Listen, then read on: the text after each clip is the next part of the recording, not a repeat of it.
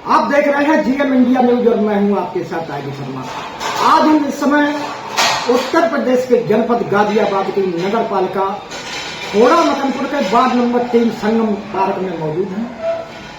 हमारे साथ ward number 3 से सभासद संजीव गिरी और ये भारतीय जनता पार्टी से ओबीसी मोर्चा के मंडल अध्यक्ष भी हैं। तो मंडल अध्यक्ष के रिश्ते से इनके बड़े अच्छे कार्य हैं। तो सबसे पहले बहुत बहुत स्वागत है। बहुत बहुत धन्यवाद आपकी और आपकी पूरी टीम को। और मैं आपके माध्यम से नवरात्रों की सबको बहुत बहुत शुभकामना देता हूँ। तो गिरी जी, बहुत सोशल मीडिया पर आपके कार्य हम देखते हैं और इसी को लेकर के आज हम आए हैं। तो जरा एक नजर हमारे दर्शकों पर हमारे चैनल के माध्यम से आप बता दें अपने सराहनीय कार्य जो सभासद के रूप में जो आपने कार्य किया। सोशल मीडिया पे वही दिखता है जो होता है जी। और दूसरी बात मैं बता दूं, बहुत सारे काम तो मैं सोशल मीडिया पे डलता ही नहीं है। ये बात सही है कि हम सभासद हैं, लेकिन आपने देखा होगा सभासद से पहले भी हम सामाजिक कार्य को करते थे और आज भी उस काम को कर रहे हैं। एक मैं थोड़ा थोड़ा उदाहरण देके बता रहा हूँ। पहला कि जब मैं सभासद जीता था तो दिल्ली वाली सड़क की आपने स्थिति देखी थी जो हमारे मेरे वार्ड से लग के जा जी। मेरी एक आदत है, मैं किसी भी समस्या को अपनी समस्या मानता हूँ, मैं जनता की समस्या नहीं मानता। उससे नाले में गाय गिर गई थी जो आप खुद कवरेज किया था आपने, और मैं आपको खुद घुस के भी उसमें दिखाया था जी। और आपको मैं पत्रांक पे दिखा रहा हूँ। 1 जून 2023 को पहला पत्र मैंने लिखा था जी। दिल्ली एमसीडी कमिश्नर को, दिल्ली के मुख्यमंत्री को, यहाँ के विधायक को, यहाँ के पार्षद को, और उसके माध्यम से 14 जुलाई को टेंडर हुआ और 14 जुलाई 2023 से इसमें कार्य शुरू भी हो गया। जो आज हो रहा है। जी, आज आप सीसी रोड से शायद आए होंगे, सीसी रोड से आएंगे। और इसमें मैं आपको एक और इसमें बता दूं कि जब काम नहीं हो पा रहा था तो मैंने इसमें एक वकील साहब के माध्यम से PIL भी दाखिल करवाई थी हाईकोर्ट में, जिसका भी इसमें कहीं ना कहीं योगदान था। तो आज उस पर काम। दूसरा मैं अपना काम अगर बताऊं तो नगर पालिका समिति का, मुझे निकाय समिति का अध्यक्ष बनाया गया मकान नंबर के लिए जी, क्योंकि इससे पूरी जनता यहाँ से पीस रही थी मकान नंबर को लेकर। और आपने देखा होगा कि यहाँ पे मकान नंबर नहीं होने की वजह से कोई हमारी चिट्ठी पत्री नहीं पहुंच पाती है।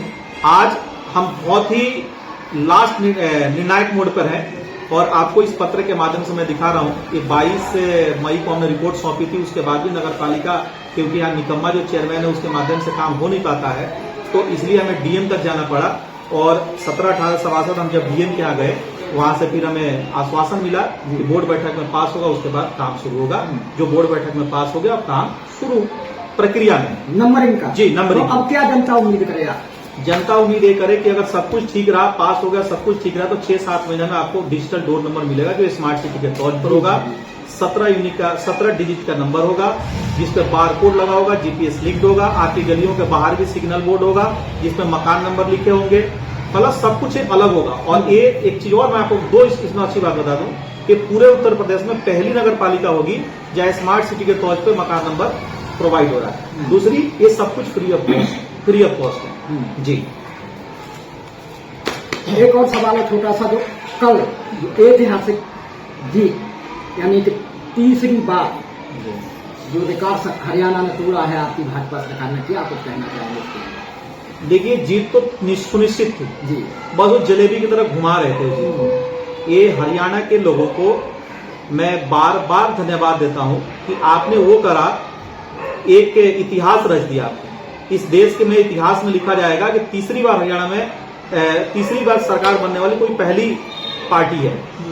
दूसरी सबसे बड़ी बात इसमें मैं अगर आपको कहूं तो माननीय मुख्यमंत्री जी वहां के और माननीय प्रधानमंत्री के नेतृत्व में जो ये सरकार चली है उसके कामों की मैं भूरी भूरी प्रशंसा करूंगा।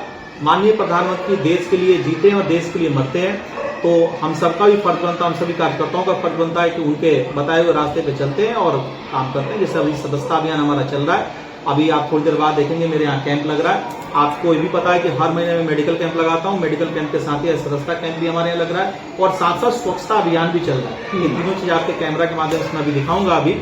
तो ये निरंतर, ये तो इत्तेफाक से आप निकल रहे थे इसलिए आपने देख लिया, मैं आपको नहीं बुलाता दिखाने के लिए, क्योंकि निरंतर ही चलता है। अगर मेरे वार्ड में आप घूमेंगे देखेंगे तो आप लोगों से पता करेंगे तो आपको फर्क महसूस होगा कि हम किस प्रकार से कार्य करते हैं। तो ये है संजीव गिरी जी जो सभासद भी हैं और भाजपा से मंडल अध्यक्ष है युवा मोर्चा से। तो आज इन्हीं के कार्य को देखते हुए आज जो इन्होंने जो अपना पहला कदम जो एक बड़ा काम कराने के लिए उठाया था, वो हालांकि इनके अंदर नहीं आता, वो दिल्ली में आता है।